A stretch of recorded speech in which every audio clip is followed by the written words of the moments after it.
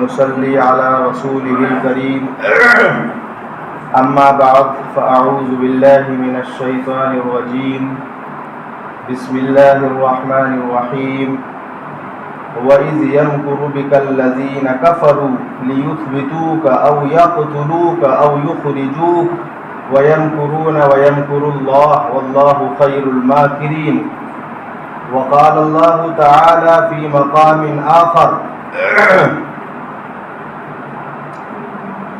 إذ يقول لصاحبه لا تحزن إن الله معنا صدق الله العظيم وقال رسول الله صلى الله عليه وسلم خيركم من تعلم القرآن وعلم أو كما قال عليه الصلاة والسلام۔ میرے محترم بزرگوں، عزیز ساتھیوں، ہمارا نیا اسلامک سال شروع ہو گیا ہے۔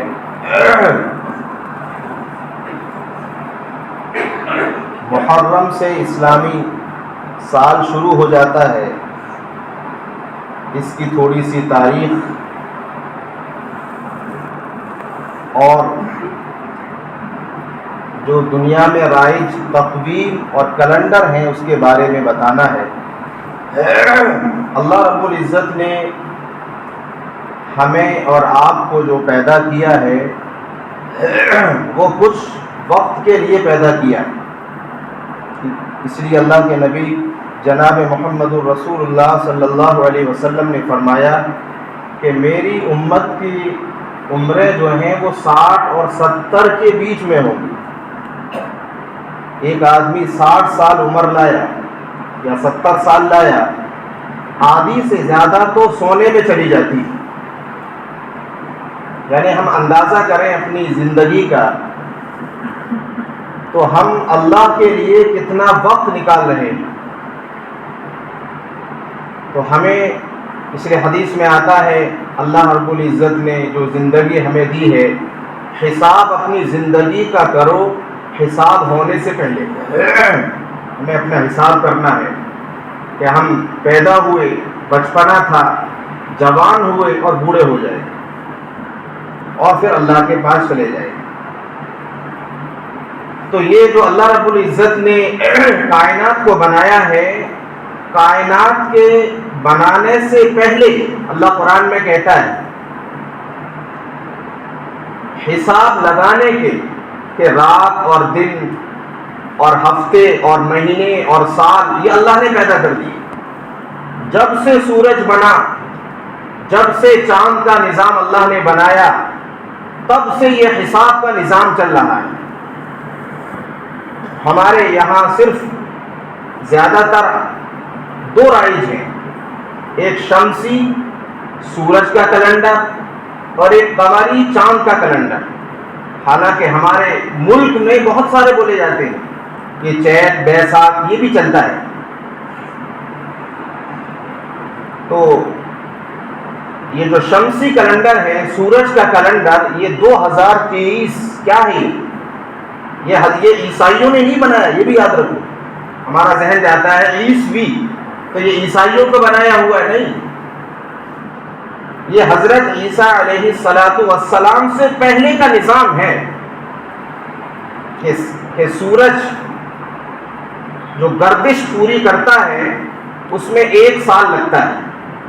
بس ایک نظام بنا دیا اور پھر اس 1 سال کو مہینوں میں بانٹا ہے۔ پہلے یہ دیکھا کہ یہ سورج 1 سال میں اپنی گردش پوری کرتا ہے، زمین کے ارد گرد 1 سال میں پوری چکر لگا لیتا ہے۔ اب اس کو مہینوں میں بانٹا ہے۔ پہلے اس کا وقت لگایا کہ اتنے گھنٹے اتنے منٹ میں یہ سفر طے کرتا ہے، 1 سال لگتا ہے۔ اب اس کو مہینوں میں ڈیوائڈ کیا، اس لیے کوئی 29 کا مہینہ ہے، کوئی 30 کا ہے، کوئی 28 کا بھی ہے۔ 3 سال کے بعد ایک 28 کا آ جاتا ہے۔ تو یہ کیوں بنایا ہے نظام؟ تاکہ ہم اور آپ اپنی تمام چیزوں کو وقت یاد رکھیں۔ اللہ کے پیارے رسول جناب محمد الرسول اللہ صلی اللہ علیہ وسلم پر اترنے والا قرآن ایک ایک چیز کی ہمیں خبر گیری دیتا ہے۔ اللہ کے نبی صلی اللہ علیہ وسلم کے پاس لوگ آتے سوال کرتے، قرآن بیان کرتا ہے دوسرے پارے میں وَيَسْأَلُونَكَ عَنِ الْأَهِلَّةِ، لوگ آئے نبی یہ چاند کیا ہے، کیونکہ ان کو صرف سورج کے نظام کا پتہ تھا، سورج ایک ہی جیسے رہتا ہے، چھوٹا بڑا نہیں ہوتا، لیکن چاند جب انہوں نے دیکھا چھوٹا سا باریک سا نکلتا ہے اور پھر بڑھتا چلا جاتا ہے، جب پورا چاند ہو گیا تو ہر کوئی دیکھ کر بتا دے گا آج 14 تاریخ ہے چاند، اور بہت سے اتنے ایکسپرٹ ماہر ہوتے ہیں کہ وہ دیکھ کر بتا دیتے ہیں آج 4 تاریخ ہے، چاند کو دیکھا تاریخ بتا دی۔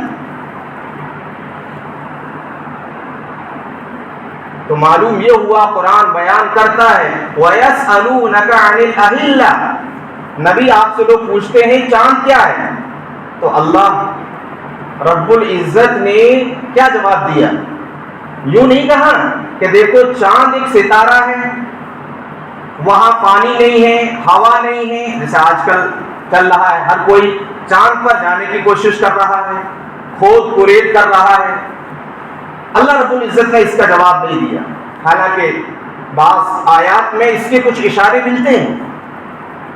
یہ جتنے بھی ریسرچ کرنے والے ہیں دنیا میں، ان کے پاس کچھ نہیں ہے، جتنے بھی ان کی ایجوکیشن ہے، علم ہے، وہ جھوٹا ہے، وہ صرف تجربات ہیں، ایک تجربہ ہے، لیکن قرآن کا جو علم ہے، قرآن جو بتا رہا ہے، وہ تو میرے اور آپ کے اللہ کا بتایا ہوا علم ہے، وہ کیسے جھوٹا ہو سکتا ہے؟ تو قرآن نے چاند کے بارے میں بہت ساری چیزیں بتائی ہیں۔ 23ویں پارے میں اللہ نے فرمایا وَالْقَمَرَ قَدَّرْنَاهُ مَنَازِلَ، چاند کو ہم نے منزلوں میں ڈیوائڈ کیا ہے، روزانہ ایک منزل ایک سفر طے کرتا ہے، پورا سفر اس کا 28 یا 29 میں ہو جاتا ہے، اگر 28 میں ہوا تو 2 دن چاند غائب ڈوب گیا، اگر 29 میں ہوا تو 1 دن ڈوب کا پھر نکل آتا ہے، تو پہلی تاریخ ہو جاتی ہے۔ یہ کیا جانے؟ تو اللہ رب العزت نے یہاں جواب کیا دیا؟ انہوں نے کہا کہ جاؤ چاند پر جا کر دیکھو پانی ہے یا نہیں، ہوا نہیں، کیونکہ آدمی اصل ہے اللہ کی عبادت، اللہ کی کیسی کیسی چیزیں نعمتیں ہیں کہ ہم غور و فکر بھی کریں تب بھی سمجھ میں نہیں آنے والا نہیں، کتنی مخلوقات ہیں، 18,000 مخلوقات تو اللہ کی گنی ہوئی ہے، ورنہ پیڑوں پر جا کر دیکھو، انار کا پیڑ ہے، انار کے پتے لگ رہا ہے پتا ہے، غور سے دیکھا تو وہ تو کیڑا ہے، اسی پتے میں اللہ نے آنکھیں پورا منہ بنا دیا۔ یہ ہے فتبارک اللہ، اللہ کی کیسی بابرکت ذات ہے، احسن الخالقین، جو عجیب عجیب انداز میں مخلوق کو پیدا کرتا ہے۔ تو اللہ رب العزت نے کیا جواب دیا؟ وَيَسْأَلُونَكَ عَنِ الْأَهِلَّةِ، چاند کے بارے میں پوچھتے ہیں، اے میرے محبوب نبی لوگوں کو بتا دیں، قُلْ هِيَ مَوَاقِيتُ لِلنَّاسِ وَالْحَجِّ، یہ وقت کے پہچاننے کا آلہ ہے، بس ہو گیا۔ اللہ نے قرآن کے ذریعے سے ہمیں بتا دیا سورج وقت کے دیکھنے کا آلہ تو ہے، کمپلیٹ نہیں ہے، کہیں کہیں وہ معاملہ پھنس جاتا ہے، لیکن چاند کا نظام وہ ہے جو کبھی نہیں بگڑتا۔ بعض علاقوں میں 6 مہینے تک سورج ڈوبتا نہیں ہے، ناروے ایک ملک ہے، وہاں معاملہ درم برم ہو گیا۔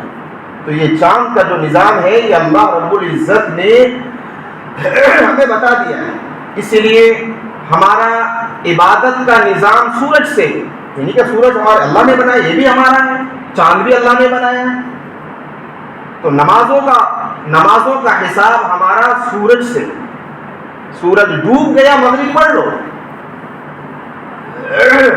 اسی طریقے سے فجر ہے کہ سورج کے نکلنے سے پہلے فجر پڑھو، یہ سورج سے جڑا ہوا ہے، چاند کا نظام ہے، چاند دیکھو روزے رکھو، چاند دیکھو عید کرو، اور زکوٰۃ کا حساب چاند سے رکھو، قربانی کا حساب چاند سے رکھو، تو یہ پورا نظام ہے۔ بہرحال یہ 2023 عیسوی یہ کرسچن عیسائیوں نے نہیں بنائی، وہ تو پہلے سے نظام یہ چلا رہا ہے، لیکن ہاں عیسائیوں نے یہ طے کیا کہ عیسیٰ علیہ السلام کی پیدائش سے شروع کر دیا تو آج 2023 سال عیسیٰ علیہ السلام کی پیدائش کو ہو گئے. لیکن ہمارا جو یہ ہے مسلمانوں کو نہیں معلوم 1445 ہجری کیا ہے. یہ 1445 کیا ہے, ہجری کیا ہے, ہجرت کیا ہے, ہمیں نہیں معلوم.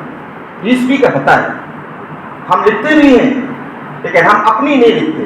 جب یاد ہمیں اپنا سبق ہی نہیں تو دنیا میں جینے کا حق بھی نہیں. جب اپنے بچوں کو اپنا اسلامی سبق بلوا دیں گے, اسلامی سبق ان کو یاد نہیں ہوگا تو ہمارا جینا بھی بیکار ہو جائے. ہمیں پتہ ہی نہیں ہمارا اسلام کیا کہہ رہا ہے. تو 1445 ہجری کیا ہے, بس اس کو تھوڑا سا بتانا ہے. ہجری یہ ہجرت سے نکلا ہے. ہجرت کے معنی چھوڑنا. ہجرت کا بہت بڑا ایک مقام ہے ہمارے اسلام میں. بس میں موٹا موٹا بتا رہا ہوں. اللہ کے پیارے رسول جناب محمد رسول اللہ صلی اللہ علیہ وسلم کو اللہ نے جو نبی بنایا وہ 40 سال کی عمر میں بنایا. 13 سال مکے میں رہے, مکے میں پیدا ہوئے, وہیں پر بڑے. وہاں پر اللہ کے نبی صلی اللہ علیہ وسلم نے عقائد کو صحیح کیا, اللہ ایک ہے. اس کے بعد پورے 13 سال عقائد پر محنت ہوئی ہے. اس کے بعد جب 53 سال کی عمر اللہ کے پیارے رسول صلی اللہ علیہ وسلم کی, اس سے پہلے جب 10 نبوی, اصل کیا ہے عرب کے اندر تاریخ لکھنے کا کوئی شوق رواج نہیں تھا, بس کسی واقعے سے جوڑ دیتے تھے. کہ آپ صلی اللہ علیہ وسلم جب نبی بنے اس کے 1 سال ہو گیا تو لکھنے لگے 1 نبوی, یعنی 1 سال ہو گیا آپ صلی اللہ علیہ وسلم کو نبی بنے. اسی طریقے جب 10 سال نبی بنے ہو گئے, یعنی 40 میں بنے, جب 50 سال ہو گئے تو لوگ لکھنے لگے 10 نبوی. ہماری کون سی سال چل رہی تھی اس وقت صحابہ کے دور میں, ہجری سے پہلے 10 نبوی. جب 10 نبوی ہو گیا اب 2 بڑے حادثے ہوئے آپ صلی اللہ علیہ وسلم کے ساتھ. آپ صلی اللہ علیہ وسلم کی محبوبہ بیوی حضرت خدیجہ رضی اللہ تعالی عنہا کا انتقال ہو گیا. وہ بتاتے ہیں کہ حضرت خدیجہ رضی اللہ تعالی عنہا جب تک رہی نبی نے دوسری شادی کی. پورا جان مال حضرت خدیجہ نے نبی پر لٹا دیا. حضرت خدیجہ رضی اللہ تعالی عنہا چلی گئی اور آپ صلی اللہ علیہ وسلم کے چچا ابو طالب مسلمان نہیں بنے تھے لیکن وہ بھی دنیا سے رخصت ہو. ہمیشہ اپنے بھتیجے کی ہمدردی کرتے رہے. یہ دونوں چلے گئے. آپ صلی اللہ علیہ وسلم تنہا تنہا محسوس کر رہے تھے. طائف کا سفر ہوا. سب جانتے ہیں کہ طائف میں نبی کو ستایا گیا اور اتنے لوگوں نے ستایا کہ بچوں نے بڑوں نے اتنے پتھر مارے کہ آپ صلی اللہ علیہ وسلم کے پیروں سے خون نکلا اور چپل تک گیلے ہو گئے. اس کے بعد آپ صلی اللہ علیہ وسلم 11 نبوی, 10 کے بعد 11, جہاں پر مینا ایک میدان ہے وہاں 4 شیطان ہیں, 3 شیطان ہیں. سب سے بڑے شیطان کے پاس آپ صلی اللہ علیہ وسلم بیٹھے ہوئے تھے تو 6 حضرات سے ملاقات ہوئی. آپ صلی اللہ علیہ وسلم کا تعارف ہوا, کہاں سے ہو؟ ہم یثرب سے ہیں, یعنی مدینے سے. آپ صلی اللہ علیہ وسلم نے ان کو اسلام کی دعوت دی اور قرآن سنایا. وَإِذْ قَالَ إِبْرَاهِيمُ رَبِّ اجْعَلْ هَٰذَا الْبَلَدَ, یہ 13ویں پارے کی ایک سورت, ایک آیت ہے, آخر تک یہ سنائی. جیسے انہوں نے قرآن کو سنا وہ مسلمان بن گئے. مسلمان بننے کے بعد آپ صلی اللہ علیہ وسلم سے کہا اگلی سال آئیں گے. پھر 1 سال کے بعد سن 12 نبوی میں آپ صلی اللہ علیہ وسلم اس جگہ پہنچے تو 12 لوگ آئے, 6 سے 12 ہو گئے. پھر اس کے بعد 13 نبوی میں پھر آئے 72 لوگ. کہ بھائی جو ہم واقعہ سنتے تھے نبی کا, کیونکہ مدینے کے یہودی مشہور تھے, جیوز یہودی جو بتاتے تھے کہ آخری نبی آئے گا یہ وہی ہے. چلو سب 72 لوگ, 2 عورتیں 70 مرد, سب مسلمان بن گئے اور یہ طے کیا نبی ہم آپ کو لے کر جائیں گے مدینہ. آپ صلی اللہ علیہ وسلم نے فرمایا کہ میں جانے کے لیے تو تیار ہوں لیکن میری کچھ شرطیں ہیں. 6 شرطیں رکھی آپ صلی اللہ علیہ وسلم نے انصار مدینے والوں کے سامنے. پہلی شرط یہ کہ تمہیں میری حفاظت کرنی ہے. لبیک نبی ہم تمہاری حفاظت کریں گے. دوسری شرط یہ کہ تمہیں میرے اوپر خرچ کرنا ہے ہر حال میں, تنگی ہو یا آسانی ہو. نبی خرچ کریں گے ہم. اسی طریقے سے 6 باتوں کو 6 شرطوں کو رکھا اور مدینے والوں نے مانا. اس کے بعد آپ صلی اللہ یہ سفر سے پہلے کی بات ہے کیونکہ آپ صلی اللہ علیہ وسلم جو مدینے میں پہنچے ہیں وہ ربیع الاول میں گئے ہیں. اس کے بعد آپ صلی اللہ علیہ وسلم طے ہو گیا تو مدینے والوں نے پوچھا اللہ کے نبی آپ نے 6 شرطیں رکھی, ہم نے 6 مانی, لیکن ہمیں یہ بتاؤ ہمیں کیا ملے گا, ہم آپ کو لے کر جائیں گے مدینہ, ہمیں بھی کچھ ملے گا. تو فرمایا اللہ کے نبی جناب محمد رسول اللہ صلی اللہ علیہ وسلم نے کہ تمہیں جنت ملے گی. فرمایا پھر مدینے والوں نے اے اللہ کے نبی دیکھو ہم آپ کو لے جا رہے ہیں لیکن ایسا نہ ہو جب مکہ فتح ہو جائے تو مدینہ چھوڑ کر مکہ آ جاؤ, ایسا نہیں کرنا. فرمایا نہیں, مرنا بھی تمہارے ساتھ ہے, میرا جینا بھی تمہارے ساتھ ہے. اللہ تعالیٰ نے پیدا تو مکے میں نبی کو کیا لیکن دنیا سے جو تشریف لے گئے مدینے میں موجود ہے. یہ مدینے والوں کی محبت تھی. اس کے بعد یہ طے ہو گیا کہ صحابہ اکرام جاتے رہے آہستہ آہستہ چپکے چپکے کیونکہ دشمن کو پتہ نہ لگ جائے. اس کے بعد جب یہ سفر کا مہینہ آتا ہے, اس کے اندر جو مہینہ آئے گا محرم, سفر, پھر ربیع الاول, اگلے مہینے میں آپ صلی اللہ علیہ وسلم ابو بکر صدیق رضی اللہ تعالیٰ کے پاس جاتے ہیں. اے ابو بکر اللہ رب العزت کا حکم آ گیا, ہمیں بھی چھوڑنا ہے. دشمنوں کو پتہ لگا پلانی کی کہ نبی بھی چھوڑ کر جا سکتے ہیں. دشمنوں نے مشورہ کیا ایسا کرو جو میں نے سب سے پہلی آیت پڑھی کہ نبی کو یا تو قید کر لو یا شہر سے نکال دو یا قتل کر دو. مشورہ ہوا قتل کر دیا جائے.